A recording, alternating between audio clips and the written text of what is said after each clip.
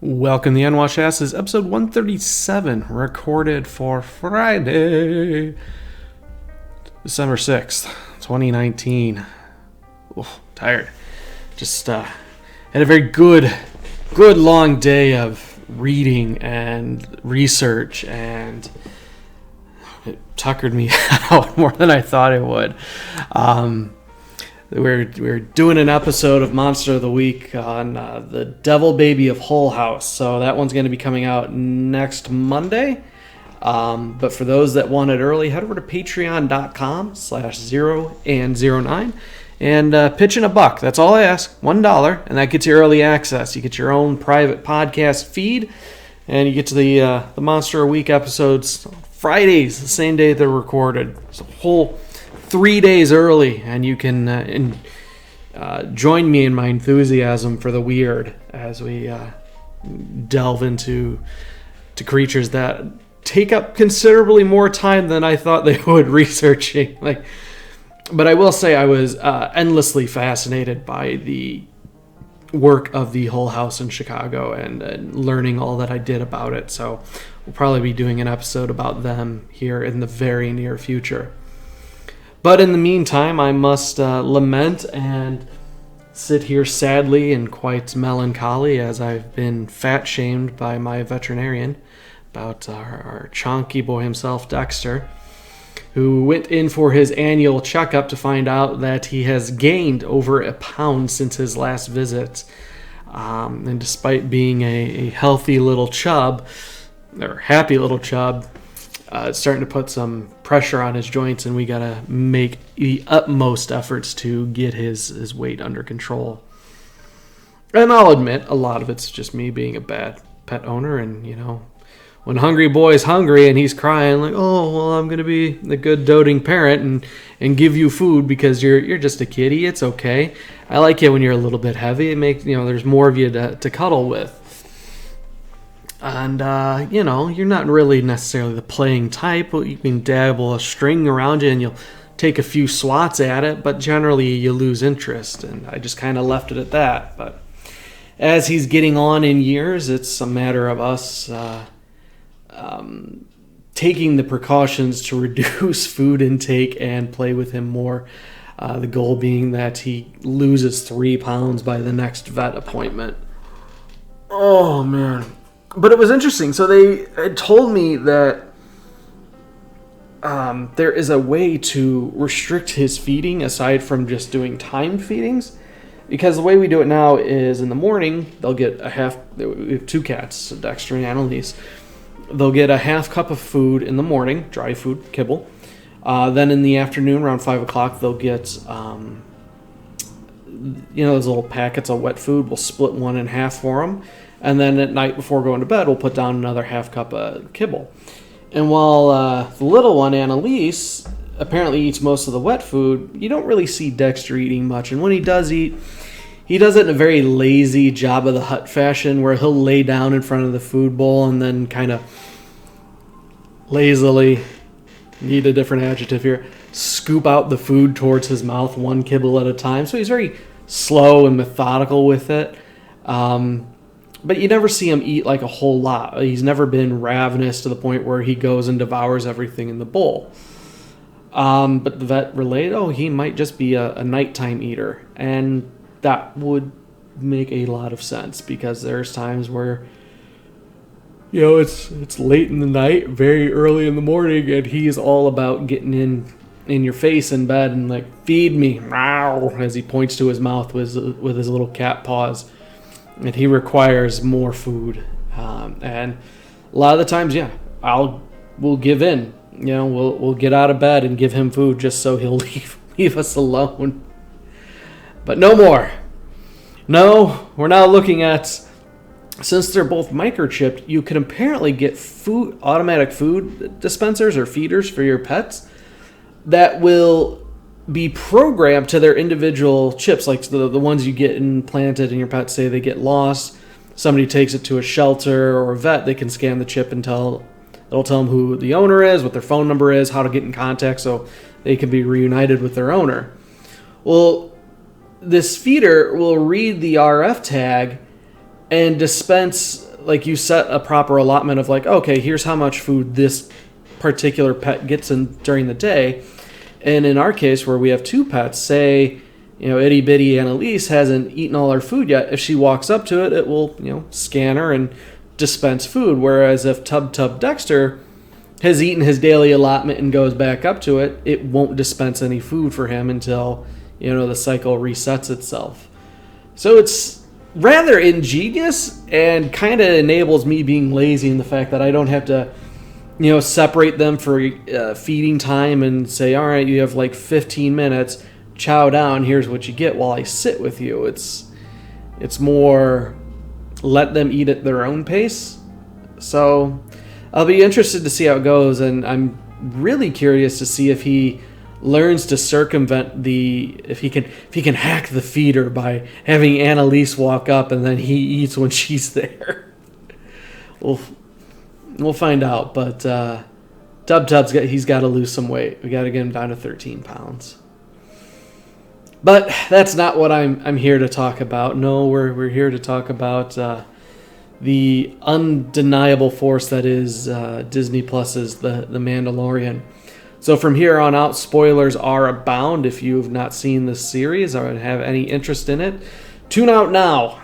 Just walk away, because you know me.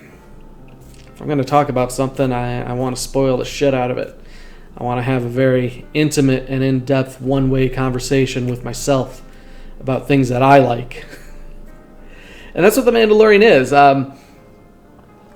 It's no secret that I've fallen out of love with Star Wars as of late, especially with the new trilogy. While not awful, the main episodes 7 and 8, the spin-offs Solo and especially the loathsome Rogue One have left a lot to be desired. And the shows designed towards children, like Rebels, definitely are not up my alley. And as such, I've kind of fallen out of love with Star Wars and their incessant use of Jedis and the Force. And that's why I kind of shied away from the Jedi Fallen Order title that just came out from Respawn. Despite it getting rave reviews and sounding like it'd be something up my alley, I don't care. I want what The Mandalorian's given me, and that is essentially space western. So if you're familiar with shows like Cowboy Bebop or Firefly, I got good news. Mandalorian is definitely up that alley and will scratch all of those particular itches. It's released on a weekly, despite it being on a streaming platform, it's released weekly. So every Friday you get a new episode. Right now we're on episode 5. I've yet to watch this episode because I have agreements saying that I won't watch it by myself. And stupid Disney Plus ratting me out if I have watched it, saying, would you like to restart this episode? No. Don't give me up, Disney Plus. Don't rat me out the way Netflix does. Let them believe that I've saved myself and kept myself pure and clean for the wedding night that is Friday night in The Mandalorian. The idea being that The Mandalorian is a bounty hunter. It's set about 5 years after Return of the Jedi and 25 years before The Force Awakens. So we have a really meaty chunk of Star Wars time where there's a lot going on that we don't know about because the movies and other series haven't really gotten into it. On top of that, we're delving into a character who's part of a clan that, unless you've really dug into the expanded universe, most folks aren't going to know much about Mandalorians. Mandalorians themselves being a race of people from the planet Mandalore. They're warriors. Think of them like the Spartans or the Trojans or, Space Knights that are well known for their battle prowess, although several events have transpired that have reduced their planet to a shadow of its former glory and its people to mostly being mercenaries and bounty hunters as they try to keep their heads down and stay out of trouble so they can rebuild and go about doing their business. And that's what we have here, is a story about a lone Mandalorian working his way through the galaxy. It is created by Jon Favreau, has had multiple directors, including Deborah Chow, Bryce Dallas Howard, Taika Waititi. So a lot of good names in there, and starring some pretty big names like Pedro Pascal, who was the main guy, or not the main guy, the Scorpion from Game of Thrones, the prince from the sands. Got his spoilers head crushed. But also starring Carl Weathers. We have Nick Nolte. Taika Waititi is doing a voice. Gina Carano, who was just delightful in Deadpool and is just as delightful here. But we also have the star of the show. No, not the Mandalorian, but the character who has risen to the top and has swayed people back to Star Wars despite protests, and that is Baby Yoda. Baby Yoda is just what you'd think he is. He is, since the species that Yoda belongs to has never been named, we just call this thing Baby Yoda. Not that we would call it anything else if we knew what its actual species name was, because we've only had two of them, Yoda and Yaddle. Instead, we have this adorable 50-year-old. Now, bear in mind, 50 years old is still infant toddler-esque in the long-living Yoda species, which, when 900 years you reach, look as good you will not. He's adorable. He's tiny. He's a little scamp that has a habit for showing up in places that he shouldn't, and just being insanely adorable, and compared to what should be a controlled substance because of his ability to make women's ovaries scream in glee and joy and want to make their own Baby Yodas. And I'll admit, when Baby Yoda first came about, I hated him. Hated him. Because I knew exactly what was going to happen. My fabled space western, my Star Wars without Jedi and lightsabers and the Force was about to be ruined. And you give it 2 episodes, and sure enough, that's exactly what happens, where we have the Mandalorian set out to retrieve a package from a desert wasteland on behalf of a former Empire employee and his scientists who want the target brought back alive, at which point we find that the target is Baby Yoda. As part of his assignment to go get the Baby Yoda, being a desert planet, apparently Jawas just aren't exclusive to Tatooine.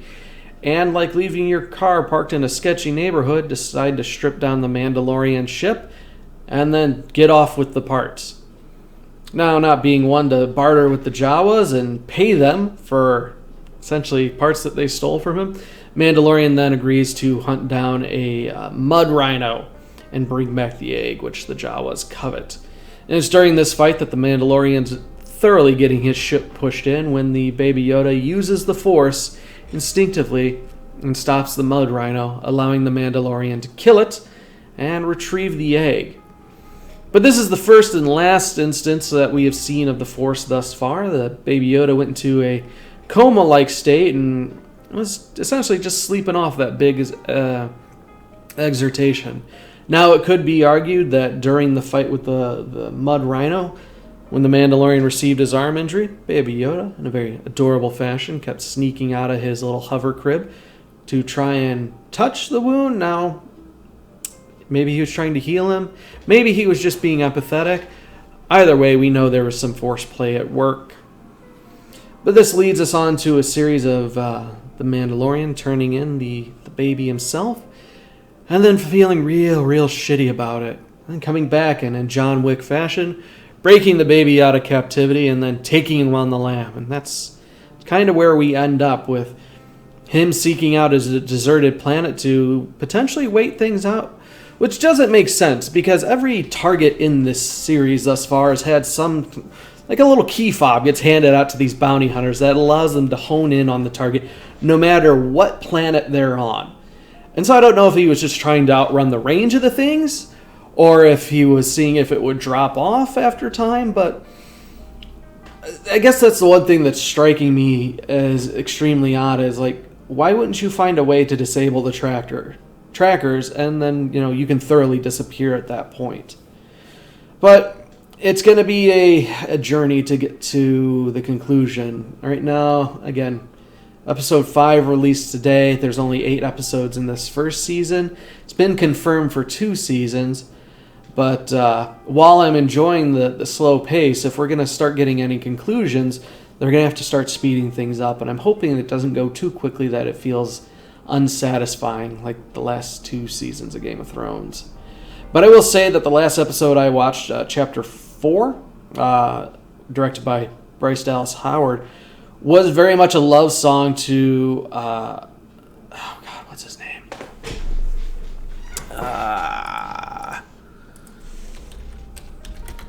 I'm so bad at names, guys. I'm so bad at names. Akira Kurosawa's Seven Samurai, where he is paid by local farmers to stop the bandits that come in and steal their food and their women, and ultimately trains the farmers to stand up for themselves and fight this invading army. It's just a delightful story, no matter which way it's told, and The Mandalorian does it justice. So I'm excited. It's one of the few shows I'm actually looking forward to, along with Rick and Morty this year. So yeah, if you have Disney Plus or have the option to get it, I say at this point, go ahead and just wait until all of the first season's out, and then you can binge it. Maybe get it all done before trial is over, and then just cancel the subscription, because I'll be honest, Disney Plus doesn't have a lot for me right now. I've seen most of the Marvel movies. I've seen all the Star Wars movies. I don't really give a shit about Disney movies the years past. Sure, they have a lot of the Fox stuff from when I was a kid, like Spider-Man and X-Men and Spider-Man Unlimited, and just a lot of stuff you wouldn't expect, but it was definitely big on Saturday morning cartoons. It's there, but again, unless you're diehard for that kind of stuff, another subscription doesn't really justify it. But, to each their own. So that's going to wrap this up. One thing I do want to say is I am very much enjoying my time with Monster a Week. I know we're only 3 episodes in, and it's a relatively new series. I see it having the potential to really kind of carry things, and spoilers, the Unwashed Asses kind of taking a back seat. But for that to happen, I'm thinking what we have to do is make it its own feed. So I guess the goal now is if we can hit the $40 a month for Patreon, then that will justify it for me to create its own separate feed and build up everything that has to happen for that. In the meantime, again, if you do head over to patreon.com/0and09, pitch in $1, you'll get the episodes 3 days early, and it's in its own separate feed. So it's kind of a way to cheat the system, but if we get enough people on board, and again, we hit that $40 a month goal, then I'll make its own separate public feed, which I think will help things quite a bit. So let me know what your feedback is. Again, I'm having a lot of fun with it, and I see a lot of potential for it. But it can't happen, or I can't progress it without you. So either vote with your dollar over at Patreon, or shoot me an email, theunwashedasses@gmail.com, and we'll see what happens with it. But thank you all for your support. But until next time, as we say, blood for the blood god.